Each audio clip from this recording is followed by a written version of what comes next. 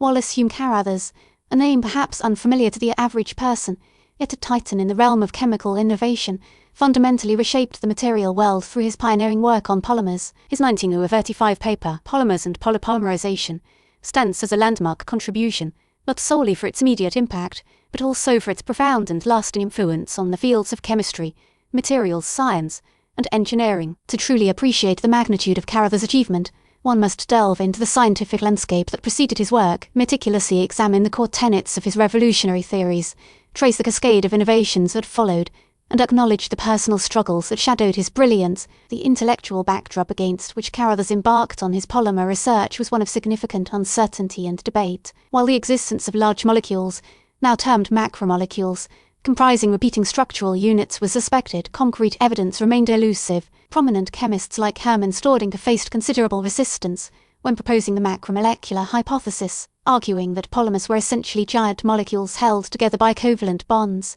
This viewpoint directly challenged prevailing wisdom, which favored the aggregation theory, positing that polymers are collections of smaller molecules held together by weaker intermolecular forces, such as van der Waals forces. The aggregation theory struggled to account for the remarkable strength and stability exhibited by certain polymeric materials. Understanding polymerization, therefore, was central to resolving this dispute. Carothers, joining DuPont in 1908, was given the mandate to pursue fundamental research, a rare luxury in an industrial setting. He astutely recognized the potential of Staudinger's macromolecular hypothesis and embarked on a systematic investigation of polymerization reactions. His work focused primarily on what he termed condensation polymerization. This process involved the stepwise linking of monomers with the elimination of small molecules, such as water or alcohol. This contrasted with addition polymerization, where monomers directly combine to form long chains without the loss of any atoms. The 1935 paper, Polymers and Polypolymerization, presented a compelling and meticulously crafted argument for the validity of the macromolecular hypothesis.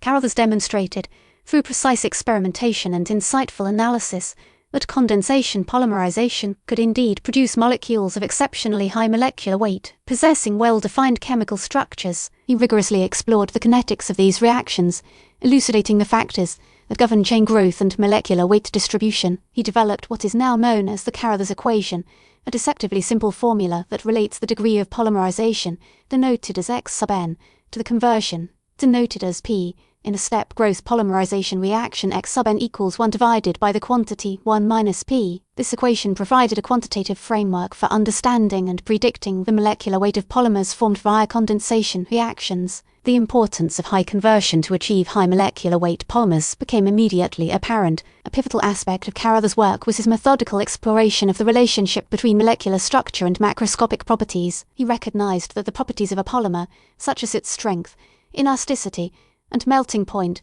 were intimately linked to its molecular weight, chain architecture, and the nature of the intermolecular forces between polymer chains. He synthesized a range of polyesters and polyamides, systematically varying the chemical structures of the monomers. By examining the resulting polymer properties, he established clear correlations between molecular structure and macroscopic behavior. This approach, now fundamental to polymer science, enabled the rational design of polymers with tailored properties for specific applications. One of the most significant outcomes of Carothers' research was the invention of nylon, a synthetic polyamide fiber that revolutionized the textile industry. Nylon arose directly from his explorations of condensation, polymerization, and his insights into the structure-property relationships of polymers. The creation of nylon 66, formed by the reaction of adipic acid and hexamethylnadiamine, showcased the power of Carothers' approach. This polymer exhibited exceptional strength, elasticity, and resistance to abrasion, making it an ideal material for stockings, parachutes, and a host of other applications. The first public sale of nylon stockings in 1940 created a sensation,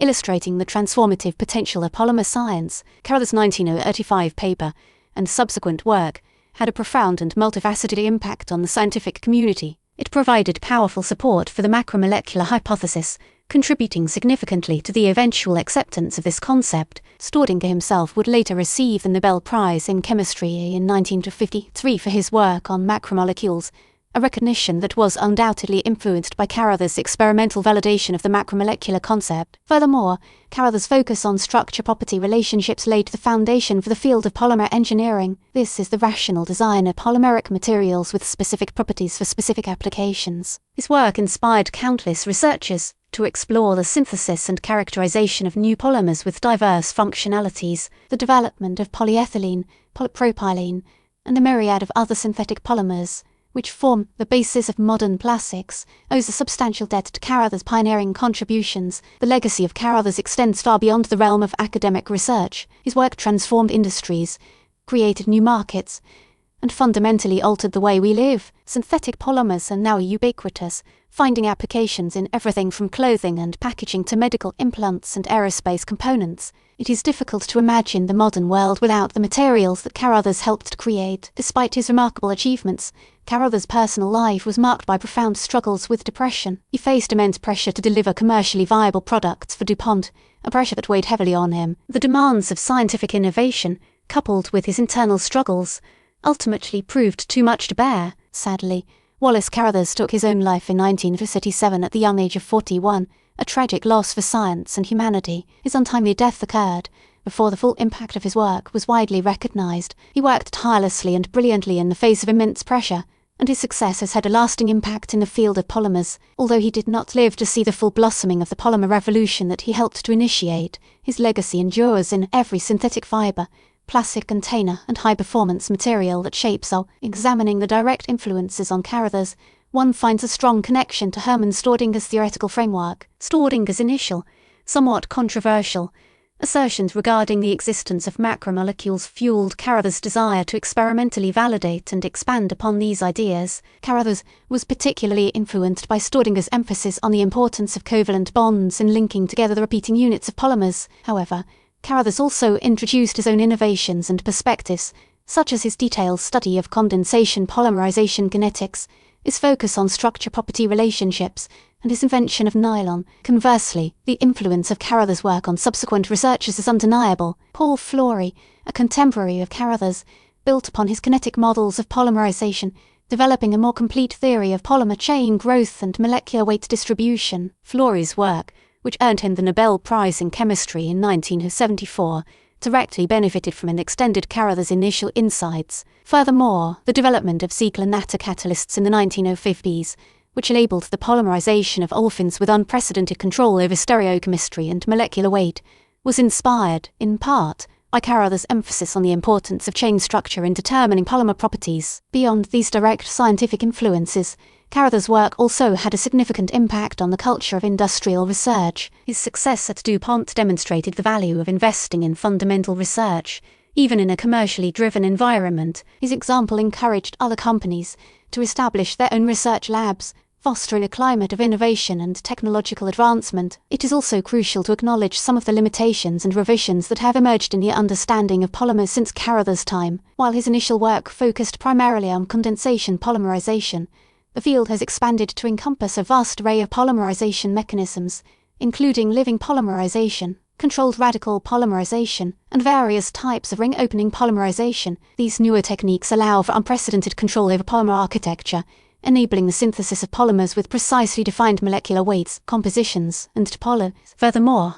the relationship between molecular structure and macroscopic properties has proven to be even more complex than Carothers initially envisioned. Factors such as chain entanglement, crystallinity, and the presence of additives can significantly influence the behavior of polymers. Advanced characterization techniques, such as atomic force microscopy and dynamic mechanical analysis, have provided deeper insights into the intricate interplay between molecular structure and macroscopic properties. Despite these later refinements and advancements, Carothers' fundamental contributions remain as relevant as ever. His 1935 paper, Polymers and Polypolymerization, stands as a testament to his scientific brilliance, his meticulous experimental approach, and his profound insights into the nature of polymeric materials. It is a work that continues to inspire researchers and shape the field of polymer science to this. In conclusion, Wallace Hume Carothers' 1935 paper represents a pivotal moment in the history of chemistry and materials science. His meticulous experimental work,